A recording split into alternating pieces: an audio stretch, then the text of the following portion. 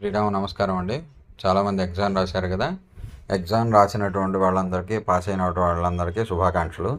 ఎవరైతే ఎగ్జామ్ రాశారో వాళ్ళు వాళ్ళ జీమెయిల్ ఐడి మీద జీమెయిల్కి వెళ్ళండి. జీమెయిల్ అంటే ఇది కదా, సెల్ ఫోన్లో జీమెయిల్కి వెళ్ళండి. ఆ ఈమెయిల్ ఐడితో లాగిన్ అవ్వండి. చాలా ఈమెయిల్ ఐడీలు ఉంటాయి కదా, దాంట్లో ఏ దేంతో ఎగ్జామ్ రాశారో దాంతో వెళ్ళండి.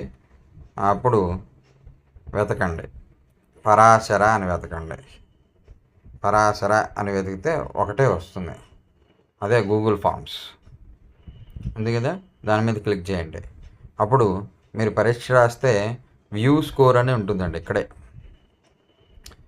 వ్యూ స్కోర్ స్టార్టింగ్లోనే ఆ ఈమెయిల్ ఐడి పరాశర జ్యోతిష్య ప్రవేశిక పరీక్షా పత్రం అని ఉన్న తర్వాత స్టార్టింగ్లోనే వ్యూ స్కోర్ అని ఆరెంజ్ కలర్లో కనిపిస్తుంది కదా పేజ్ సెంటర్లో, దాని మీద క్లిక్ చేయండి.